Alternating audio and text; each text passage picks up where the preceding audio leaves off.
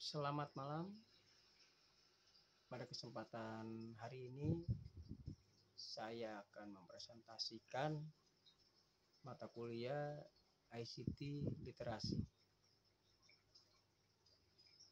Judul materi presentasi yang saya bawakan adalah Edukasi Media dan Internet.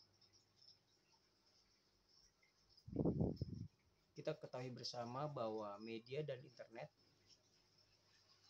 sangat berhubungan satu dengan yang lain.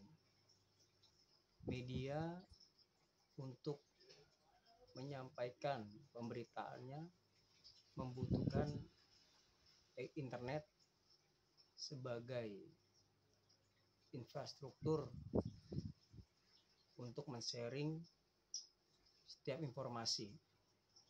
Sedangkan internet adalah infrastruktur yang dipakai oleh media itu sendiri.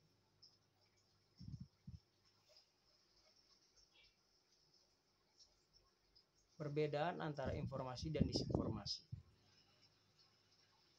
Informasi adalah keterangan, pernyataan, gagasan, dan tanda-tanda yang mengandung nilai, makna, dan pesan.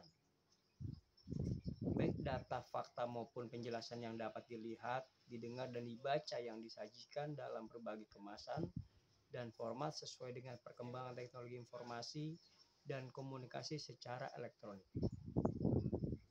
Sedangkan disinformasi adalah informasi palsu yang sengaja disebar untuk kepentingan tertentu oleh pihak-pihak yang berniat mengelabui masyarakat, sengaja ingin mempengaruhi opini publik, dan lantas mendapatkan keuntungan. Nah, contoh-contoh dari informasi dan disinformasi adalah sebagai berikut. Yang pertama adalah contoh informasi. Yang pertama, pengumuman yang ada di LMS Unsia, yang kita sering lihat ketika kita membuka LMS. Yang kedua adalah pengumuman resmi yang dikeluarkan oleh instansi pemerintah, kelurahan, atau kecamatan.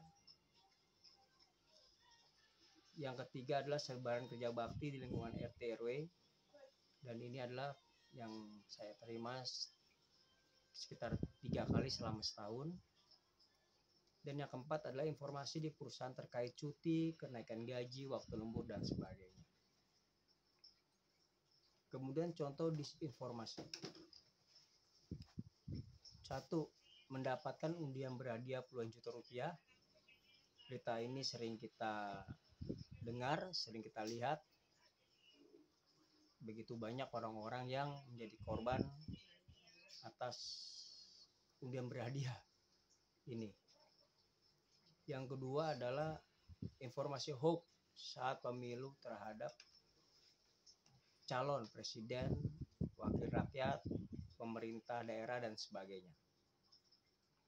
Dan informasi ini mungkin bisa kita dapatkan menjelang pemilu. Yang ketiga adalah informasi terkait kecelakaan salah satu keluarga yang sering digunakan oleh oknum tertentu untuk mencari keuntungan. Gitu. Sebagai warga yang sering memakai internet, yang sering melihat berita-berita di media, sebaiknya kita perlu mengevaluasi dan kritis terhadap media. Kita sudah seharusnya bersikap kritis terhadap pengaruh positif dan negatif media yang menyajikan berbagai informasi. Namun, kita tetap berpikir dengan jernih dan rasional mengenai apa yang harus dilakukan atau apa yang harus dipercayai. Media harus terus dievaluasi secara kontinu dan konsisten. Hal ini dilakukan agar sumber berita yang disajikan tidak berbau hoax dan akhirnya menimbulkan gejolak di kalangan masyarakat.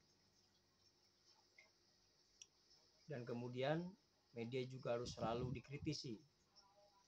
Namun kritik yang disampaikan harus membangun dan memberi dampak positif bagi media itu sendiri. Kritik terhadap media harus intens dilakukan agar media terus menyadari kekurangan dan kesalahannya. Sekian presentasi dari saya dengan judul materi presentasi edukasi media dan internet. Terima kasih, selamat malam.